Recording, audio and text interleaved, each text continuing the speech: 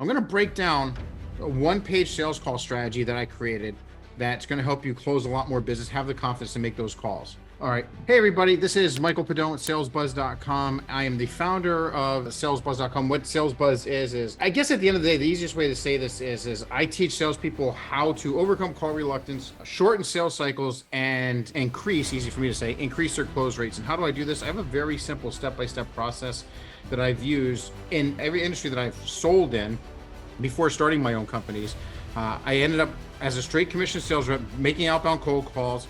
And there's really is a very simple step-by-step formula that if you follow this, it will take the fear away and you'll get better results. I mean, who doesn't want that, right? The problem is there's so much noise out there, so many people telling you do this, do that, and they're very limited results. Or maybe it worked one time for them, and what do? They rush to LinkedIn and say, hey, I just did this and it worked. Great, but it failed 1,000 other times, right? It's probably not the type of percentage you want using when it comes to the sales techniques you want in your quiver, if you will. So with that being said, let me go ahead and let's go ahead and get started here. I'm going to share something with you real fast. All right. Everybody should be able to see this, right? Let me move the chat box here before I get started. You can see where it says that went over who I am, what we're going to talk about. So the first thing is first, if you want to cold call with confidence, you have to understand what the definition of cold calling is. And so cold calling, the actual definition is contacting any prospect or client that is not currently raising their hand. See, a lot of times people say, well, we don't cold call, we get referrals. Okay, was that referral an inbound lead where they said, hey, I spoke to so-and-so and, they want more information? Or are you contacting people you've done business with, asking who do you know, and then contacting them? If it's the latter, it's still a cold call because the person you're contacting was not raising their hand, right? How about for when you call existing accounts? Believe it or not, that's still a cold call because they're not raising their, and it's only a warm call if they were raising their hand. Does this make sense? It's really important if you're going to be successful in selling, especially selling by phone, making outbound sales calls. You really need to make sure that you understand the definitions of certain things because that's how you're going to go ahead and make sure you have the right strategies. So once again, does it make sense that even if it's a client, but they weren't raising their hand and you want to see if you can get some more sales out of them in an add-on or another solution, or a reorder, if you contact them, even though they weren't raising their hand, that's still a cold call. We okay with that? Use your chat box to let me know. This way I know everybody's still here. Yeah. Okay, we're perfect there. And if you're not sure with that, it's okay. Just let me know and I'll help clarify it. But if you really think about it, contacting any prospect or client that's not raising their hand in any fashion, whether it's an email, phone call, an office visit, it's a cold call. Okay. So what's the definition of a warm call? Contacting a prospect or client that is raising their hand. We love warm calls, don't we? We would much rather deal with inbound warm leads all day long. I think you'd be crazy to say otherwise. The problem with that is, one, it's expensive for that to happen. And two, you can't always turn that on to get enough inbound leads. How many of you are getting so many inbound leads that you don't even have time to cold call? You're trying to keep up with the amount of inbound leads you're getting. Chances are no one here in this scenario, right? Okay. So with that being said, if you're in sales and you're not getting enough inbound leads to hit your quota, you have to make something happen. I don't know how many of you saw a video recently where somebody she recorded herself getting fired because after like 5 months, she didn't close one deal, but she was hitting all these KPIs. I'm not here to say whether it was justified or not. None of us have enough information. But what I do know is that if you're in sales, open rates don't pay the bills. Okay. Touch points do not pay the bills. You have to make something happen. If you're in sales, your ultimate job is to close as many qualified prospects as fast as possible. And to do that, you have to make sure you know what you're doing on the outbound so that you can be successful at it. And the great news is this: when you learn how to do the outbound, the cold calling, when you start to get inbound leads, because by the way, if you become an excellent cold caller, you won't be in that position for very long. And here's the reason why. If you were a manager and you had somebody who's excellent cold calling, when the warm leads start to come in, who do you think gets them? Who would get them first? The person crushing the cold calls, right? The person crushing the cold call should get them because, and again, I'm talking if they're cold calling from A to Z, right? They're handling everything from, they're not just setting an appointment. They learn how to cold call and get the prospect on the phone and everything from hello, my name is, all the way to thank you for your business, right? If you can become an expert at cold calling and closing deals like that, when your company starts to get warm leads, they would be crazy not to give them to you, because the only reason why you're crushing cold calls and closing them is because you learned all the steps that you have to go through during a sales call, regardless if it's cold or warm. See, the warm leads, everybody thinks they're a great salesperson. They can skip steps because on a warm lead, the buyer's what's the latest percentage? 80% of the journey is already there, right? You're almost like an order taker at that point. But when you learn how to cold call correctly, and to be successful at it, you cannot afford to skip the steps I'm going to be showing you. So when you learn to perfect those, you become the expert, a sales rep. And so when they do get a warm lead, which they probably paid money for, they want the greatest chance of closing that deal. They're going to start to filter them to you. At least that's what happened to me when I was working for other people. Does that make sense or no? You guys with me on this? All right, perfect. All right. So what do these two types of leads have in common? Before we get into this, what does a cold call and a warm call have in common? Cold lead and warm lead. Who can tell me? What do they have in common? They both require you to pick up the phone and have a conversation. Agreed? At least you should. I mean, it blows my mind when somebody gets a prospect fills out a form on the website and the company or the sales rep only sends them an email. I mean, that's just insane to me. You should be picking up the phone right away. As a matter of fact, I got a lead right before this webinar started. And I had about 15 minutes, called them, one call closed. They fill out a form. I call them, close them. They're already signed up. Right? That is because you need to, when you get a warm lead, you want to jump on it right away. But I use the same techniques on the warm lead that I did with a cold call. And that's what they both require. They require you to pick up the phone and get a conversation going, right? So why is it easier to call existing accounts than it is to contact new prospects? Why is it easier? Okay, so Teresa, you said relationship was built. Go a little bit further. So why is it easier just because there's a relationship built? Another person because of an existing relationship.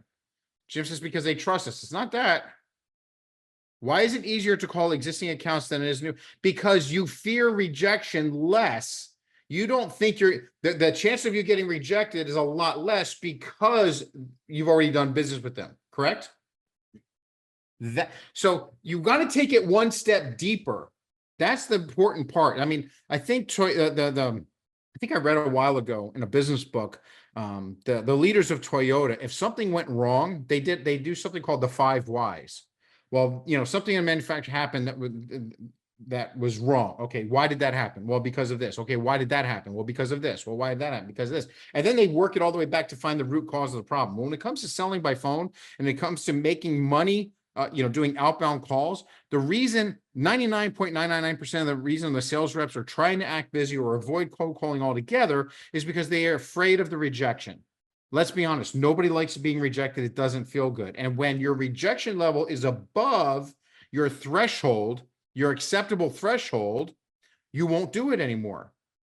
But when you learn to cold call the right way and you start getting wins and you start winning more, then you don't worry about the losses because the wins are above your minimum acceptance level and you're making money. Does that make sense?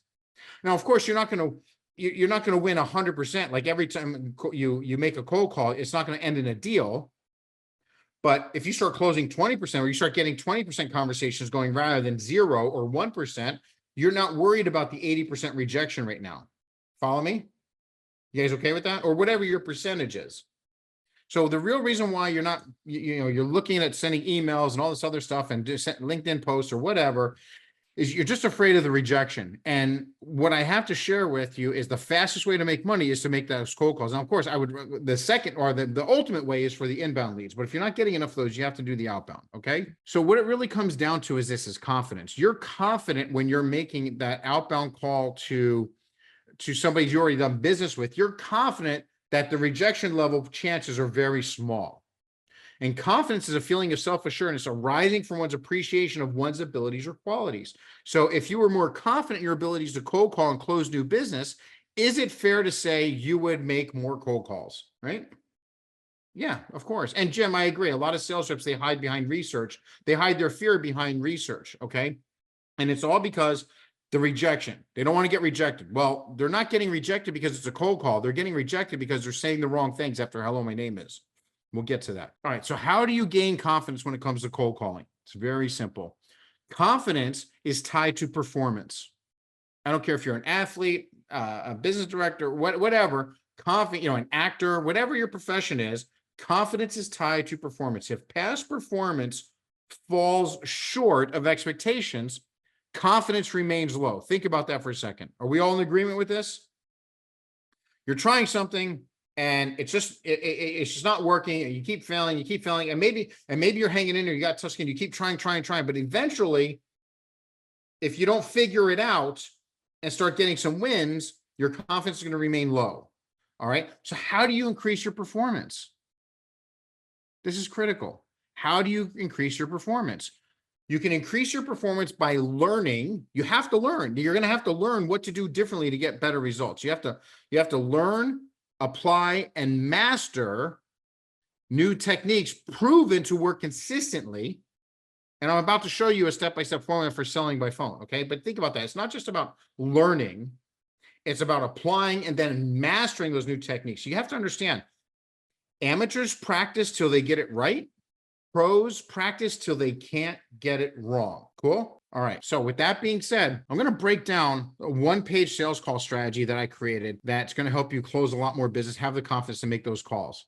So let's start with, and hopefully everybody can see this. I could probably blow it up a little bit there, right? You guys see this okay?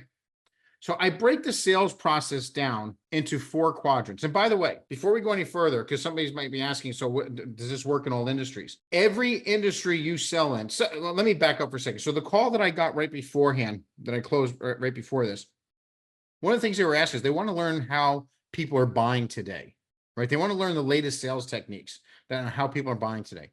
And I had this, what I shared was this, is that how people buy, the decision-making process that humans go through has not changed since the beginning of time. Actually, I think I said 100 years, but still the same thing, right? I mean, what I mean by that is this. Yes, they have more tools to them so they could do some research on their own, but how they make a decision to purchase something is scientifically the same process every step of the way.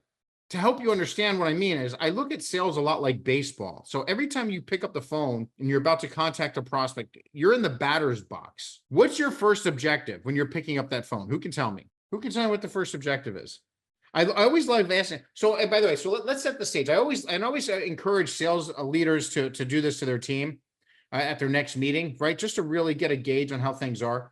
Set the scenario where it doesn't matter if it's a cold lead or a warm lead. You pick. You're about to pick up the phone for the first time, though, whether it's cold or they fill out a form and they're interested. What is your objective? Ask your sales team that, because if you have 10 sales reps, you're probably going to get 9 different answers, right? And I'm seeing them in the chat box right now. I'm seeing all the different answers, right? So the thing is this, is some people say to build rapport, to close a deal, to, what's the other one? To set an appointment. Like, none of these are the right answers. First of all, rapport building should never be a step in the sales process, right? It's something that should happen naturally as you progress through the sales process. That's a key difference. Listen, most decision makers can sense insincerity of a rapport building over the phone, and especially if it's a cold call, they're not going to have time for it. That's probably why it's failing a lot, right? So with that being said, so the rapport building should happen naturally. Some of you said to go ahead and set a meeting. Okay. But what if they're not qualified? Why would you set a meeting if somebody's not qualified? Some of you said to close a deal. Well, how do you close a deal if it's not qualified? The answer is you can't, right? And if somebody says, well, we already know they're qualified. Oh, really? Then you don't understand the definition of qualified. At least your definition and my definition is different, because for a lead to be qualified, they need 3 things. Tell me if you agree with this. 1, they have to have a problem that your solution solves. They might not recognize the problem in the beginning. That's what's making them cold, right? If they recognize the problem, then it would be warm lead, because then they would go out and do research to solve that problem. Does that make sense? That's how you get warm leads. Somebody recognizes a problem, they're looking for a solution, now they're coming inbound, right? Okay, so the first thing is this, and for a lead to be qualified, they have to have a problem you can help solve. They might not recognize it's a problem yet, but that's your job, especially on a cold call. You got to get them to recognize, you got to ask the right questions to identify if a problem exists, get them to see it's a problem, and get them to agree that they want that problem solved. That takes skill at a very specific sales process that you have to do right there. But the next thing is, because somebody says that, I'm only doing this because somebody says, well, I already know they're qualified. Well, 1, you don't know if they have a problem and that you can solve. And even if you did know it, and if they don't know it, nothing else matters, right? Have you ever, let me ask you this. Have you ever gotten a prospect on the phone? You started the conversation, you ask them a couple of probing questions, they give you some feedback, and then you go, oh, I know, yep, they definitely have a problem. I know how to solve it. And you launch into your presentation and you hit this thing out of the park. You think you're just nailing it. You show them exactly how you can solve that. And then you go for a close and they go, yeah, sounds good, but I think we'll just stick with what we have. Does that ever happen to you? Be honest. It's just us. Look, I already know it happened, right? The reason that happened is you skipped a major step in the sales process. You didn't get what I call problem recognition confirmation, right? So that's only the first part of being qualified. So you can't say, I already know they're qualified. It's not about building trust, Susan. It's about, because trust will come. So this is the beauty about what I'm going to be teaching you here. The trust will come when you know what to say to get the conversation started. And then you ask the right questions, and based on the right questions, their answers uncover of a problem exists. And it's not just that you get to see it, but they get to recognize it as well. And guess what? It's from their own mouths. Like if you call and tell somebody you have a problem, they're going to doubt it. But if you ask them questions and based on their answers, then there's a problem. Now they recognize it. You see the difference? And then once you're doing this in a consolidative manner, that trust naturally starts to build up. Make sense? All right. Now, the other parts of qualifying are, are they the right decision maker? You can't assume they're a decision maker based on, let's say they have a problem, you can solve it, they want it solved, right? You got the 1/3 of qualifying done, but you don't know if they're the ultimate decision maker or not. Well, I know their title. Okay, well, let me ask you this. Have you ever gone ahead and had, assume somebody was a decision maker because of their title, and then you go for a close and they go, I got to check with so-and-so, or I have to get approval from XYZ? Has that ever happened? Of course it has, right? Because you skipped a step. You assume they were a decision maker based on their title. And the problem with that type of scenario, right? The problem with that type of scenario is this, is that if they say they have to check with somebody, there's only two options here. It's either they're telling the truth or they're lying. Agreed? It's either the truth or they're lying. The problem is if they're telling the truth, but you handle it as if it's an objection, you jeopardize pissing them off and never getting them on the phone again. On the flip side, if it's really a red herring and they're just saying that and you don't press them, you might not ever get them on the phone again. Make sense? So yes, Jim, one of the things that you have to do when you get problem recognition is identify your prospect's decision-making role. You guys can see it right here. Other than yourself, who else is involved in the decision-making process when it comes to X? Now, how many of you ask that question and they say it's their decision and you're like, great, I'm speaking to the decision maker, and you move forward. And then you do a presentation and at the end you go for a close and they still say, well, I got to check with so-and-so. Has that ever happened? Because you took a surface level answer and you didn't go ahead and do the next step. So what I do when I get to B right here in the qualifying, identify prospects decision maker role, after I ask that question, I go, yeah, it's my decision. I go, great. Other than yourself, so let me just back up. Other than yourself, who else needs to be involved in the decision-making process when it comes to solving XYZ? Oh, it's my decision. Great. Now I run what I dub the fast forward technique. Okay, great. So assume you end up liking what it is we have to offer. Notice we haven't done a presentation yet. Presentation's way over here, step 3. I'm still in qualifying, right? So if I go, great. So assume for a moment you end up liking what we have to offer. Let's say you decide you want to move forward with it. What happens next? Where do we go from there? Now, if they say we just signed up or I paid for it or whatever, I got the decision maker, great. I move on to the next thing, which is uncover their hot buttons on how they want that problem solved, which we can talk about in a minute. But you see, so now I've confirmed, right, that they're the decision maker, and I don't have to, I got that done, I can move on. But if they come back and say, well, if I like it, I have to do X, are they really the ultimate decision maker? No. And if you would assume that, if you didn't ask the right questions and you assume it, then this is how your sales cycles become 2, 3, 4 times longer than they should be. And then sometimes by then the excitement and everything wears off. And so now every day that goes by, your chances of closing that deal go less and less. So now you're having prolonged sales cycles. You're wasting time following up with people who have lost interest when you had them, in your sites. And it's just a big mess. You guys see this? I mean, I'm not making this stuff up, right? I mean, you guys, these are things that you all deal with. Am I right? Don't be shy, right? Okay. So my whole point is the one-page sales call strategy. You have to if you want to be confident, you have to know what the next steps are. Most of my training is done on demand. I have an on-demand course that breaks down each one of these things and shows you exactly what to do and how to customize it for your industry.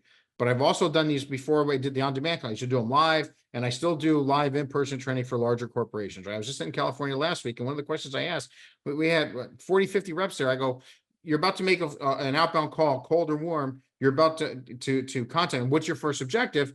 And all of a sudden, everybody has these different ideas. No, your objective is to qualify them. Okay. Now, in order to qualify somebody, you have to do what? What do you have to do to qualify somebody? You have to ask questions, right?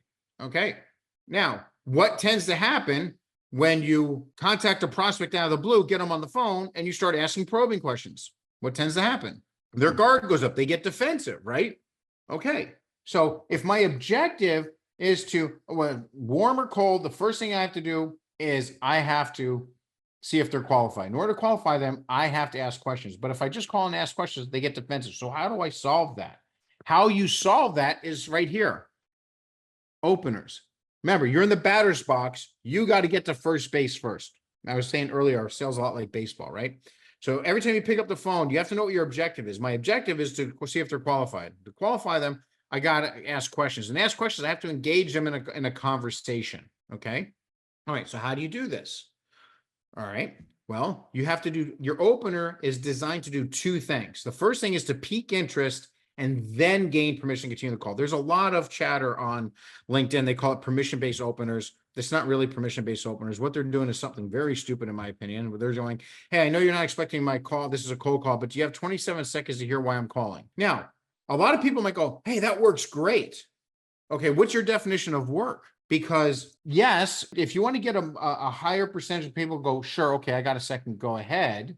If that's what your definition of it worked and you're happy with that, then keep doing it. But the problem with that type of opener is this: you just said something to give them, they have no idea what it's about. They just know it's a cold call. And you said, if I just have 27 seconds to hear why you're calling, why I'm calling, would that be okay? And they go, sure, go ahead.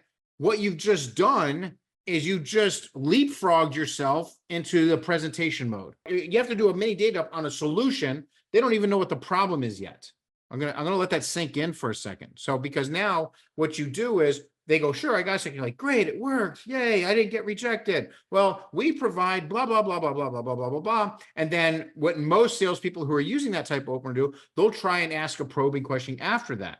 But if you do that, you still get those, the majority of the time, you'll still get those short one-word answers. Their guard is still up. How many of you have done something similar to that or that itself, and then you've done your 27-second data dump, and then you immediately ask a question to try to establish control of the call? And based on their answer, you can tell based on how they're answering that their guard is still up. It's like you're getting those short one-word answers, and you're trying to hang in there and try to get that next question going. Yes? Am I on point here or no? Yeah. So that's why I say that opener is horrible, because it's putting the salesperson in a bad position, putting yourself behind the 8 ball. So when I say your opener, you have to do two things. If you're going to gain permission to continue the call, you have to do something first before that in order for them to make an educated business decision if they should give you the time of day. And the way to do that, and by the way, guys, this is not my invention. This is just human nature. As a matter of fact, if you ever read Dale Carnegie's How to Win Friends, Influence People book, or listen to it on audio book or whatever, the synopsis is this: people are interested in themselves, right? I just saved you 8 hours of listening to the book, right? So so when you focus on them, when you have an opening value statement that has what I call the what's in it for them statement, followed by a gain permission to continue the call, right? Okay, I have to pause for a second. Jim, Stephen Covey's 7 Habits of Highly Effective People changed my life. It's definitely a cornerstone of my success.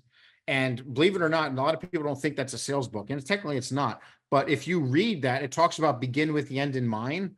And that's how I came up with this sales strategy, from reading that book. So it's ironic that you brought that up, because it had a lot to do with me. Yes, I wanted to be successful, but I also, I wanted it. I read it prior to being married and to being a father, but I knew those things were important to me. And, from a broken home, I wanted to make sure that I would read these things, and I put it into those categories to help me when those times came. And it always started with begin with the end in mind. But when you break the sales cycle or the 5 whys, right? It's the same thing with the 5 whys we were talking about. You break, okay, they just bought and they're happy. What happened before that? And then what happened before that? And what happened before that? And what happened before that? Okay. Nicole is asking, so the 2 books we were talking about, side note, Dale Carnegie, How to Win Friends, Influence People, and then Stephen Covey, who passed away a long time ago, but 7 Habits of Highly Effective People. Excellent books, 2 cornerstones. But a lot of that is what helped me become very successful as a straight commission inside sales rep. if you don't know this about me, just a straight commission inside sales rep for most of my adult working life. I started a company in 2002, right when in the dot-com bomb was happening, sold it for 7 figures a few years later, simply because even though when I've been cold calling forever and I got really good at it. So even in the middle of the dot-com bomb, when all these companies were going out of business, I started an internet marketing company at the time. I never went to college. I barely graduated high school. So it's not like I have a business degree or anything of that nature, but I know how to sell, and I know how to sell repeatedly, no matter what it is. I know how to sell. I use the same system, and that even when people were going out of business, I was able to go ahead and use the same system to drum up business so successfully that somebody came in and offered me a cash check for 7 figures to buy it. Then I took some time off and I was like, what do I want to do next? And I'm like, I want to teach people how to sell. I love doing this stuff, right? So that's how we got here. But going back to Jim bringing up that book, if you think about it, begin with the end in mind, or the 5 whys. When somebody bought and they have it and they're happy, what happened before that? What happened before that? What happened before that? What happened before that? And in the sales process, I wanted to streamline it to make it easy for everybody, for myself, the sales reps that I was teaching when I had my other company, and now for people all around the world that want to learn how to get better at selling. And the very first thing is you have to understand what a cold call is, what the definition is, and that what your objective is. And your objective is to see if they're qualified, because I don't want to set an appointment for somebody who's unqualified. I can't close a deal that's qualified, or if I do, it'll probably become an RMA or a refund, and nobody wants that headache. So I want to close as many qualified prospects as fast as possible. To do that, I have to have a conversation with them. To get them interested in a conversation, I have to have the right opener. Do you see how all this works? So when you have an opening value statement that does 2 things, the first thing is this, is that it piques interest, and then it gains permission to continue the call. You guys want to hear an example? Hey, Rosie, how are you? Do you guys want to hear an example? So let me give you a bad example. So let's say, even if it's a warm lead, right, or warm lead or cold lead, I'm calling a sales director, did a little research, quick research. I see they have 5 sales reps, whatever, 5, 50, it doesn't matter. The bad example would be, hi, this is Michael Padone with salesbuzz.com. The reason for my call is I provide online sales training, and I just wanted to ask you a few questions to see if we can help you. Would that be okay? That's a bad example. Why? That would be something not to do. Why? Well, because you're going to hear, oh, thanks, we're all set. We already have something that does that, right? They might have internal training, they might have outsourced training, right? Or they might be doing it themselves, whatever. Now, do you want to hear a good example? Call this sales VP up or the sales leader up. Hey, this is Michael Padone with salesbuzz.com. The reason for my call, I specialize in helping outbound sales teams overcome call reluctance. And if I caught you at a good time, I'd like to ask you a few questions just to see if what we have to offer might be of some help to you. Would that be okay? Guys, I get like a 90% okay on that when I cold call. One, I'm calling the right target. I know who my ICP is, my ideal customer profile. But what was the difference? The difference was I didn't mention the solution. See, the solution is sales training. Well, if sales training is the solution, what's the problem? The problem was call reluctance. And even if the company I'm calling, they have, let's say they have an outsourced sales training solution already in place, or they do it internally or whatever. But guess what? If that solution they're using is not solving call reluctance, if that sales leader still has sales reps barely picking up the phone, they're looking busy, they're acting busy, but the ink's not there as much as it should be at the end of the month, and their dialers are low, chances are they're suffering from call reluctance, and it's costing everybody money. So if I call somebody out of the blue that I researched, again, they fit my ICP, my ideal customer profile. I go, hi, this is Michael Padone with salesbuzz.com. Reason for my call, I specialize in helping outbound sales teams overcome call reluctance. And if I caught you at a good time, I'd like to ask you a few questions just to see if what we have to offer maybe some help to you. Would that be okay? Who says no to that? Yes, Zach. Zach, you're also picking up my tonality and things of that nature. By the way, this is a script. How many of you hate scripts? Right? Almost every salesperson will say that. But don't be fooled. The smart ones know that they should be using scripts. The scripts remember what I said earlier? Amateurs practice so they get it right. Pros practice so they can't get it wrong. The script's memorized in my head, but it's a strategy. It's a play. I know I've got to run this play. By the way, let me back it up a little bit. Before I ever pick up the phone to call Mr. Sales Leader or Mrs. Sales Leader, I know, well, before I share this, how many of you have ever called a prospect, they actually answered the phone and it threw you off your game for a second? You're like, oh, I didn't expect to get you. That means you were not prepared prior to picking up the phone. Every time you pick up the phone, only one of 3 things is going to happen. You're either going to get the prospect, You're going to get the gatekeeper or you're going to get voicemail. You should know what play you're going to run, right? You should know what play you're going to run before you pick up the phone in whichever scenario you run into. If you get the gatekeeper, you know you're going to say this. You get voicemail, you're going to say this. You get the prospect on the phone, it's not going to throw you off your game, you're going to say this. Does that make sense? This is what it means to be an elite sales rep. If you're not closing enough, and this stuff sounds like fresh ideas for you, and you're not doing this already, I got news for you. This is what the elite salespeople do, and this is how they make a ton of money. All right. So with that being said, you have to have your strategy. You have to role play. You have to practice this stuff, but you have to practice the right things. And so with that being said, the system is very simple. Know how to pique their interest and then gain permission to continue the call. Your ears are up, their guard is down. But what do you do next? What do you do next? Where do you go? If they say, okay, sure, I got a second, go ahead. Most salespeople will be like, and they don't know where to begin next. Well, you just made it to first base. Your objective is now to get to second. What does second base look like? It means you have a fully qualified prospect. Make sense? Well, what's fully qualified? Well, we've identified a problem that they have. They agree it's a problem and they want it solved. You've identified their role in the decision-making process. By the way, how many agree that identifying their role in the decision-making process is a critical step in the sales process that everybody should be doing? We all agree to this, right? Okay. When should you identify their role in the decision-making process? You're saying first, well, some says on the first call, some are saying ASAP at the beginning. This is incorrect. Watch this. And this is my point, guys, because you guys, listen, a lot of you are, have some success already in selling and you want to get to the next level. Some of you are struggling and you want to be better, right? Okay. So the actual answer is this. So let me do it to you this way. Let's say, first of all, do we like the opening that my strategy for openers where it piques interest and then gains permission? You start with the what's in it for them, pain point, you agitate, pain scratches, and then you get the permission to continue the call, right? We're good with that. It works very well when you do it right, okay? So if we agree that step, we're on first base now, and now you have to identify, somebody said we have to do it right away, identify their role. So imagine if I said, and if I caught you at a good time, I'd like to ask you a few questions just to see if what we have to offer might be some help to you. Would that be okay? And they go, yeah, I got a second, go ahead. And if my next thing was, well, let me ask you this, other than yourself, who else is involved in the decision-making process when it comes to XYZ type of stuff? Don't you think that would throw the call off right there? If you're, right? You see how that doesn't work. Right? What do? Well, you have to get problem recognition first. Well, I can't tell them they have a problem because they'll doubt it. So what do I have to do? You have to know how to ask the right questions and I show you in the course, it'll show you word for word what to do and what step and how to do it and how to customize it for your vertical, right? So you start by asking a problem recognition question, and based on their responses. And by the way, you're going to need more than one question to identify a problem. So there's a couple series of questions that shows you what to do, how to open them up, how to get them talking about it. And before you know it, within 30 to 60 seconds, they're like, there's a pulsating problem here that they see now.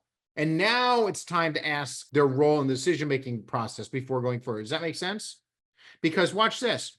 If you go ahead and say you get problem recognition and you don't identify their role, let's say you just jump right to the presentation and then you go for a close and they say they got to check with somebody else, it's too late to identify their role in the decision-making process now, because we won't know if they're telling the truth or they're lying. Does that make sense? But if you ask the question in the right spot, pique interest, right, gain permission to continue the call, identify a problem, and then you identify their role, it only takes 60 seconds, 30 seconds, whatever, to identify their role. And then once you find out who they really are, then you can move on to the next thing, and then the next thing, and the next thing. And before you know it, now you have a fully qualified prospect. And by the way, let's say you're not a closer. If you're the, I don't want to say just, because BDRs is great work and they help AEs out tremendously, right? With that being said, so even if you're the BDR and you're just setting the appointment up, look, your show rate of your appointments will go through the roof if you just do steps 1 and 2.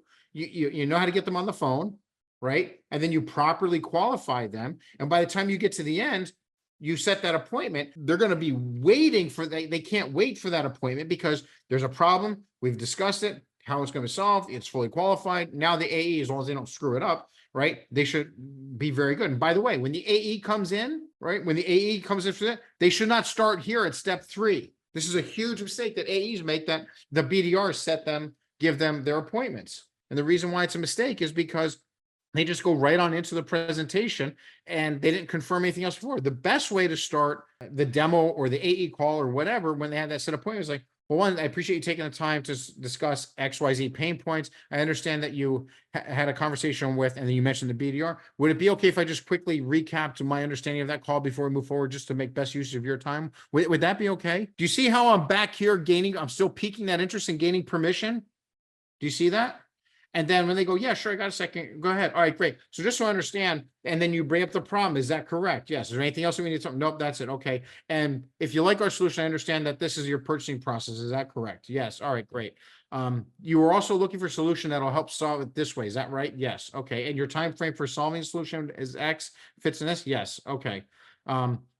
All right. And then I like to qualify on price before a presentation. Okay. Based on everything you told me, our solution is going to be, it won't be any less than this, but it wouldn't be any more than that. I'll do everything I can to earn your business, but that's going to be the price range based on the problem you mentioned and the solutions I have for you. So again, if you like what we have to offer and you decide to move forward, does that price range work for you? Is that doable? They can only say yes, no, or maybe. If it's a yes, great. You move on to the presentation now. If it's a no, simply go, when you say no, do you mean no, you couldn't afford it if your life depended on it? Or do you mean no, that you think you might be able to find something better, or, or elsewhere for less money? Which no are we dealing with here? And if they come back and say, no, I think we can get something better for less money elsewhere, you just simply go, okay, you might be able to, I don't know. But my question is, once you do all your research and your homework, if you decide that we're the right solution for you, and this is the price range to solve that solution, is it doable for you in that scenario? Well, yeah, in that scenario, okay, great. So I need to know, and now move on. But if they say no, it's not, even if we hit the lottery, we couldn't afford it, then you did your job. It wasn't qualified. You end the presentation. Not a big deal. You see how this works? Yes, Zach, I'm handling all the common objections before I ever do a presentation. That's the thing. I have an excellent 5-step objection handling formula. It's the second best objection handling formula that's out there. I've never found one better, and I barely use it anymore. You want to know why? Because the number one objection handling formula is to properly qualify the lead. And once I ask these questions, all the common stalls and objections disappear. I don't get the objections. Or when I do, by the way, you see here in presentation, after you do the tie downs, you get the feedback. Before you move to the close, you have to close on what I call solution concept. So if you got all these steps and you learn how to master and do these, each one as a master to perfection, you're going to have a lot more sales conversations. And when you get here, you're going to learn how to close on solution concept. And solution concept, I go into this deeper in the course, is going to show you, are they ready for the close? Some people think it's a trial close. It's not that. But you want to close a solution concept, because when you close a solution concept, based on the response, it's either they're ready to move forward or they have an objection that you have to handle. And then then we go ahead and show you the objection handling formula for closing. And again, it's a 5-step thing. We don't have enough time. We're running out of time as is. I intended for this to be a half-hour webinar, but it's going a little bit over. So I apologize about that. With that being said, how do you cold call with confidence? Well, if I know the right formula, it's to the, do you guys follow? I'm just curious now, and now out of my own curiosity, how many of you are on LinkedIn? Should be probably about everybody, right? And do you see all these sales advice things in your feed come up all the time about how great this person is because they did this technique and this technique, this technique? It's to the point where I don't even like to go on there because it raises my blood pressure, because I'm seeing these bad sales techniques. Again, the 27-second ones. Some people swear by it. If it's working for you, then great. But the problem that I just pointed out, if you use something stupid like that, in my opinion, it puts you in a bad position, because now you didn't lower their guard and you just did a data dump. This is the best formula that I found. It has to be successful, because everything that I've done as a straight commission sales rep, no matter what I sold, was this. And if you follow the process, what ends up happening is this: you start making better cold calls, you start having better sales conversations, you start winning a lot more. You're shortening your sales cycles, you're increasing your close rates. And if you're working for an organization, when they start to see this, they would be foolish to keep you in the cold calling role. They should start feeding you when they do get inbound leads, and they start doing some testing. They start getting some inbound leads because they know that you're so good at cold calling, you're not skipping steps, that when you get a warm inbound lead, you follow the same exact steps, and now you have a high close rate compared to somebody who, just wants to be they think they're a salesperson. They get the inbound lead, they answer a couple of questions where you do some follow-ups, but really it was nothing to shorten the sales cycle. You didn't really, find out some pain. By the way, the reason why you want to find pain points and problem recognition is so that if the prospect starts to fade on you a little bit, it's a hot button. You get to the reason why it's called a hot button. There's two types of hot buttons. There's a pain point hot button, and there's a hot button on how this prospect wants to solve the problem. Right. So when you know those two, and if they start to fade on you a little bit, guess what? You can agitate that pain, scratch that itch. You can bring that back up. You can bring that up in a voicemail, in an email, in a LinkedIn message, direct message to them, on those follow-ups. That's how you keep the flames burning and stay in the game a lot of times.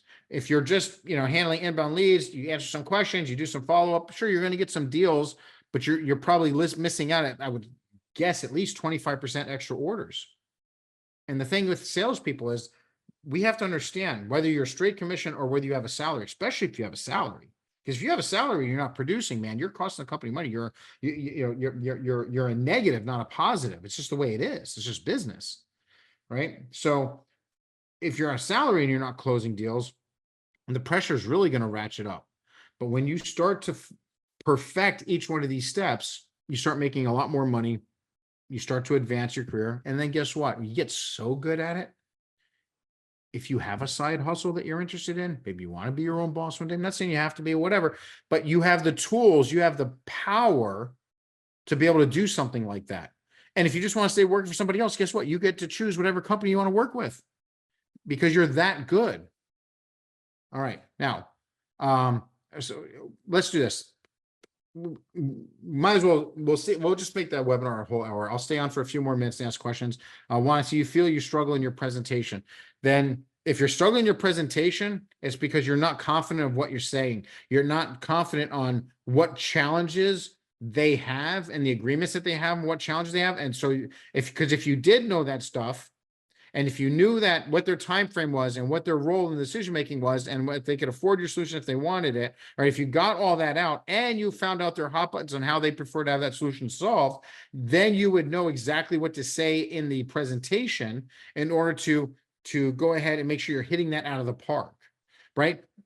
With that being said, if we go back a little bit, so if you notice it says presentations, but you say there's three things to the presentation. One's tie downs, one's feedback, and one is close on solution concept. Most AEs, when they do a presentation, they just go from start to finish. They go ahead and tell all the bells and whistles that they have. And the problem is this. What if your prospect doesn't need a lot of those extra things? And by you demonstrating that you can do all these other things, they start to wonder, I wonder if I don't want to pay for things I don't want or need. I wonder if there's another solution out there that just has what I need for less money. So when you do a presentation and you're doing all the bells and whistles, and you haven't confirmed that those things were important to them, you are actually prolonging your sales cycle. You're encouraging them to go shop around. It's just human nature. Make sense? All right. So with that being said, some of the questions come in. So how do you learn this stuff? So I used to do the training live, 1 hour a week, 8 weeks. People would sign up for that. And I did it for like 10 years. And when COVID happened, I ended up going into a studio, put it all on demand. If you're interested in learning these steps, all you have to do is go to salesbuzz.com, fill out the form, take you to the pricing page. You can schedule a call to talk with me if you have any questions, or if you want, you can just sign up. The course is all on demand. Let me do this. I'll just share. And if you're not interested in the course that I offer, that's okay. You can bounce, right? I'll make sure you get the, I'll make sure that you get a copy of the recording. Well, let me get to, hold on one second. How do I, come on now. Here we go. Let me share my screen here. All right. Can you guys see my screen still? You see the homepage of Sales Buzz? You guys see that? I just want to make sure I did this screen share right. One person. Yeah, we're good. Okay. So you just go to salesbuzz.com, go to curriculum, scroll down. These are everything in the lessons you're going to learn. There's 8 lessons. It takes about an hour to go through, on demand, self-paced. It's videos, it's quizzes, there's scripts in there for you to have. The great news is it's super affordable, and you have 12 months access with it, because it's not about just going through it once. You're going to want to go through this over and over and over and over again. All the materials, the scripts, the PDFs, and everything that you download for you to keep, but you have 12 months access with it. With that being said, if you have any questions regarding the course, or regarding questions on some of the sales challenges you're having, I'm here. We got 10 minutes. I'll go ahead and stay on for 10 minutes. Cool. Before we do that though, was this helpful? Did you guys find this useful? Yeah, very helpful. All right, great.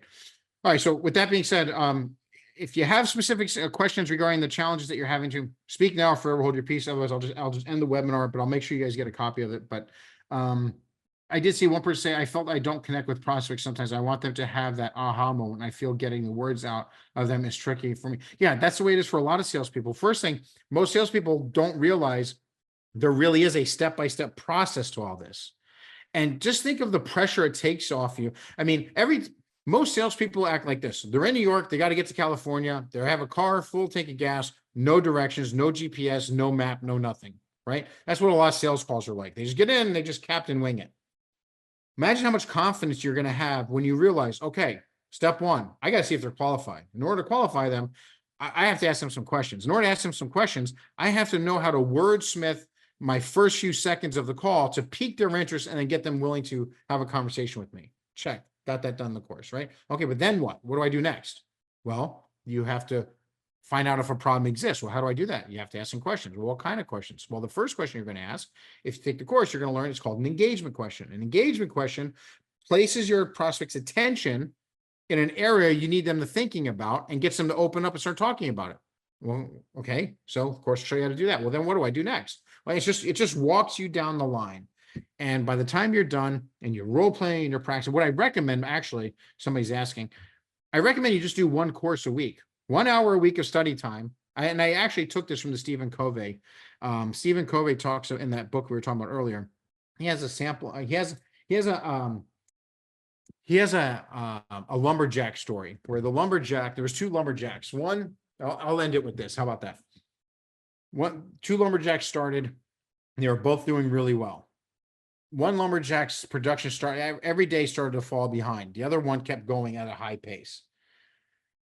The foreman or whatever asked the one that's struggling, says, you know, what's going on? You're working twice as hard. You're staying late, but you're still cutting less and less trees every day. And the lumberjack said, I don't know. I mean, I'm trying. So the foreman says, well, when's the last time you sharpened your axe? Person says, sharpen my axe. I don't have time for that. See? So that's why we call it sharpening your sales song. What that means is put 1 hour a week to do each module. The reason why I just say 1 hour a week, if you decide to sign up, is because you want time to put to practice what you're learning and then get comfortable with it and become part of your routine and your habit. And so when you're done with the first week and you've learned that 1 hour, you studied it, and you've been putting it into practice all week, you become really good at it, your confidence is going to grow, you're getting better results, and then you go on to the next module and it's rinse and repeat over 8 weeks. Now you have a complete playbook, you're well-oiled, your numbers are up, everything's good, and then you just keep repeating it, and you have 12 months total access to always go back to it, all right? All right, now I will take one last question before we end. Does the course cover that vertical possibly? So are you talking about verticals as industry verticals? Is that what you're referring to? So, okay, so what I can say, are you guys selling business to business? That's really what this is for, is business to business. If it's business to business, as I started this conversation, prospects follow the same process. They're not going to pay for a solution. They're not going to listen to a solution, let alone pay for a solution, unless they recognize that they have a problem and the problem is big enough to where it's costing them too much, or whatever too much is for them, and now they need to look for a solution. Well, you're not going to be able to get them to that point unless you can ask the right questions. Well, you're not going to be able to ask the right questions unless you know how to open the sales conversation to pique their interest and gain permission. Does that make sense? So the last time I ran a report, there's 86 different industries. Over the last 10, 12 years, I've been doing this. Actually, it's been more than that, right? It's 2024. I sold my company 2007, kind of got, about 2010 is when I really started to kick things off. So we're 14 years, right? Or less, we have over 86 different industries. They all get the same training. I've never had one person ask for their money back. Don't jinx me, right? But I'm just saying it works for them because it's customizable to your vertical and your industry. Sure, there might be a few things in there you know, like, okay, I already know this, so I can skip that part. That's fine. But at the end of the day, you're going to get a consistent path. And the great news is once you learn this, you start onboarding people, you can teach them this path, hand them the playbook, or just send them to the course to shorten their learning curve as well. But it's going to be consistent. And this is really how you scale and grow. And with all the Yahoo and Gmail ramifications that come by with companies that are mass blasting cold emails out, this is going to be a great help to you guys. All right.